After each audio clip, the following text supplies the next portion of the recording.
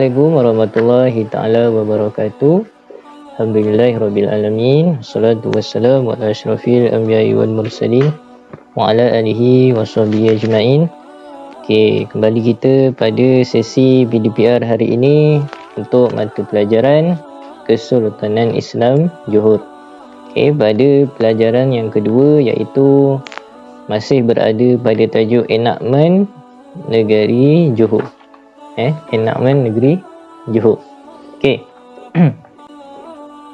Dalam negeri Johor ada beberapa enakmen. Hari itu saya dah terangkan ada 7 enakmen. Jadi hari ini kita nak terangkan satu persatu apa itu enakmen yang ada di dalam negeri Johor. Okey, insya-Allah kita teruskan. Okey, murid-murid boleh buka pada halaman buku teks pada muka surat 12. Okey, pada pertamanya enakmen iaitu pentadbiran agama Islam negeri Johor. Tahun 2003, pindaan 2014. Okey. Enakmen ini apa yang dibuat? Okey, enakmen ini digubal bagi mengadakan peruntukan baharu berkaitan pentadbiran agama Islam. Okey, pada tahun 1978 yang telah dimansuhkan.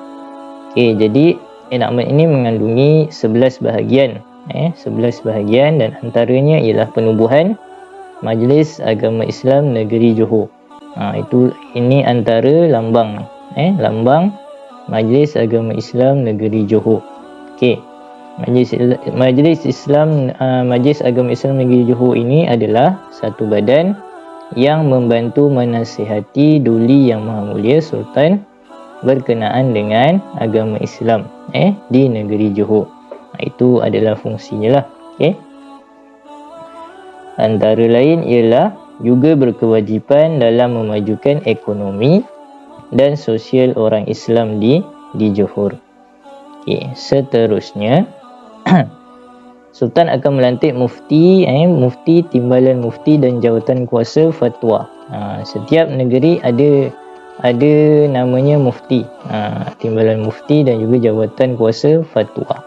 Okey, apa tugasnya? Membantu dan menasihati baginda dalam pentadbiran dalam hukum syarak, serta jawatan kuasa fatwa yang mempunyai kuasa untuk menyediakan fatwa. Contohnya adalah seperti pengharaman, iaitu berpegang kepada fahaman yang bercanggah dengan ahli sunnah wal jamaah. Okey, itu contohnya fatwa. Setiap negeri, negeri Johor mengharamkan kita berpegang dengan fahaman yang bercanggah dengan ahli sunnah wal jamaah, iaitu aliran Asy'ariyah dan Al-Maturidiyah, seperti fahaman Syiah dan Hizbut Tahrir. Ada dalam buku kamu tu. Okey. Seterusnya, ini adalah gambar bagi mufti kita yang sekarang, mufti Johor yang sekarang, iaitu Datuk Haji Yahya bin Ahmad, iaitu mufti negeri Johor yang telah mengangkat sumpah pada 13 November 2018. Antara fatwa yang telah dikeluarkan ialah pengharaman kuda kepang, yang ada dalam buku teks awak tu, fatwa merokok, menghisap shisha. Atau boleh search saja dekat internet kalau awak nak lebih mengetahui lah tentang pengharaman tersebut. Okay, seterusnya kita pergi kepada enakmen Undang-Undang Keluarga Islam Negeri Johor. Okay, apa enakmen ini? Ialah peruntukan Undang-Undang Keluarga Islam mengenai apa? Perkahwinan, nafkah, penceraian, penjagaan dan hal berkaitan dengan keluarga. Okey, enakmen ini berkaitan dengan hal keluarga lah. Okey, bahagian terdiri daripada 10 bahagian. Bahagian awal enakmen ini menerangkan tentang urusan berkaitan permulaan pernikahan. Macam mana nak kita nak buat permohonan nikah. Okey, kemudian kelayakan wali, lepas tu nasab, kelayakan umur nikah bagi lelaki dan perempuan, serta benda-benda yang berkaitan. Okey. Seterusnya, sesuatu akad nikah di negeri Johor mestilah mendapat kebenaran berkahwin dengan pendaftar nikah bagi kawasan di mana pihak perempuan bermustautin. Okey, bermustautin. Maksudnya pihak perempuan dan lelaki yang ingin berkahwin mestilah minta kebenaran daripada pendaftar nikah, dan pihak perempuan mestilah minta kebenaran bagi kawasan di mana dia duduk. Okey, pihak perempuan yang bermustautin. Contoh kalau pasangan perempuannya dekat Batu Pahat, jadi mohonlah dekat nikah dekat Batu Pahat. Contohlah. Okey. Kemudian selain itu, enakmen ini juga mengkanunkan tentang perkahwinan, pendaftaran, kesalahan dan penalti berkaitan permulaan perkahwinan, pembubaran perkahwinan, hadanah, harta sepencarian dan hal-hal lain berkaitan dengan perkahwinan. Jadi apa-apa jua pertikaian dan permasalahan yang berlaku dalam perkahwinan boleh merujuk ke pejabat qadi. Namanya ada pejabat qadi, setiap daerah ada. Okey, pejabat qadi dan juga mahkamah syariah. Okey, boleh tengoklah kalau awak nak kahwin nanti, cari pergi dekat pejabat qadi. Okey, seterusnya enakmen kesalahan jenayah syariah 1997 mengandungi peruntukan undang-undang Islam untuk kesalahan jenayah. Mengandungi 8 antaranya kesalahan pemujaan yang bercanggah dengan akidah Islam. Ini berkaitan dengan kesalahan-kesalahan jenayah syariah Islam. Antara lain kesalahannya apa dia? Perbuatan lain yang menyalahi kesusilaan hal ehwal agama Islam juga ada dinyatakan dalam enakmen ini, seperti perbuatan sumbang mahram, pelacuran, liwat, khalwat, menghasut dan pelbagai kesalahan jenayah syariah. Okey, ini ditubuhkan bagi menjaga kesucian agama Islam dan institusi terjaga. Okey. Seterusnya, enakmen tata cara mal Mahkamah Syariah 2003. Apa dia enakmen tata cara mal ini? Okey. Enakmen ini merupakan peruntukan undang-undang Islam berhubung dengan tata cara mal bagi Mahkamah Syariah. Ini berkaitan dengan Mahkamah Syariah. Mengandungi 25 bahagian. Antaranya apa dia? Bagaimana nak memulakan tuntutan mahkamah, mengenai peguam syar'i, lepas tu saman, berkaitan saman dan bentuk-bentuk saman. Apa lagi? Penyelesaian, keterangan, pendengaran, penghakiman, rayuan dan lain-lain lagi. Ini berkaitan dengan mahkamah, boleh rujuk kepada enakmen tata cara mal Mahkamah Syariah Negeri Johor. Okey. Selain itu, adanya enakmen tata cara jenayah. Tadi enakmen jenayah kan. Yang ini adalah, yang tadi enakmen kesalahan jenayah, yang ini enakmen tata cara jenayah syariah. Ini berkaitan apa? Ini adalah berkaitan dengan merupakan peruntukan undang-undang Islam berhubung dengan tata cara jenayah syariah bagi mahkamah syariah, pendakwaan syar'i, peguam syar'i dan pengak kuasa agama. Ia terdiri daripada 8 bahagian. Okey, antara isinya ialah bidang kuasa hakim. Macam mana hakim nak mensabitkan kesalahan jenayah awak, merujuk dekat enakmen ini. Okey.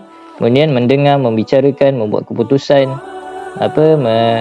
menyiasat aduan, mengeluarkan waran untuk menggeledah dan mengeluarkan waran untuk penangkapan jenayah. Semua dekat dalam enakmen tata cara mal ini. Kemudian jika seseorang penguasa agama, enakmen ini juga menerangkan tata cara bagaimana tangkapan penjenayah perlu dilakukan. Semuanya ada dekat sini. Ini adalah logonya. Jabatan Kehakiman Syariah Negeri Johor Darul Ta'zim. Jadi dekat sini dia akan terangkanlah bagaimana kita nak tangkap seseorang penjenayah, macam mana kita nak geledah rumah seseorang untuk mencari bahan bukti. Yang semua dekat sini. Okey, seterusnya enakmen kawalan dan sekatan pengembangan agama bukan Islam. Okey.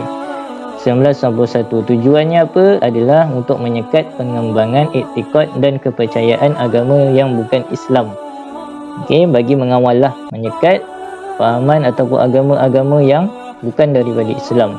Jadi isi kandungannya adalah antaranya kesalahan memujuk, mempengaruhi, memaksa atau menghasut orang Islam menjadi pengikut agama lain. Itu contoh-contoh kesalahan yang dilakukan dan akan dikenakan enakmen kawalan sekatan pengembangan agama bukan Islam. Okey. Seterusnya yang terakhir kita ada enakmen pengawalan sekolah agama Islam. Okey. Mengandungi peruntukan undang-undang Islam mengenai pengawalan sekolah agama negeri Johor dan perkara yang berkaitan dengannya. Ini berkaitan dengan sekolah agama kita. Okey. Kemudian mengandungi 5 bahagian menerangkan berkenaan pelantikan pendaftar dan tugas pendaftar. Apa itu pendaftar? Okey, pendaftar ni dia nak memastikan sekolah semuanya menguasai ataupun mengawasi semua sekolah agama dalam negeri berjalan dan ditadbir dengan sempurna. Itu tugas pendaftar.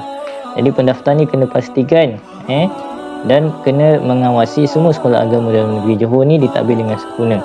Jadi jawatan pendaftar ni siapa? Ialah Timbalan Pengarah Pendidikan Agama Bahagian Pendidikan Islam Jabatan Agama Islam Negeri Johor. Haji Yusri bin Ihsan, ada dalam buku teks awak tu muka surat 19 Haji Yusri bin Ihsan. Itulah Timbalan Pengarah Pendidikan Agama kita sekarang. Okey, selain itu adanya juga terbentuk kumpulan nazir, Jemaah Nazir Sekolah Agama.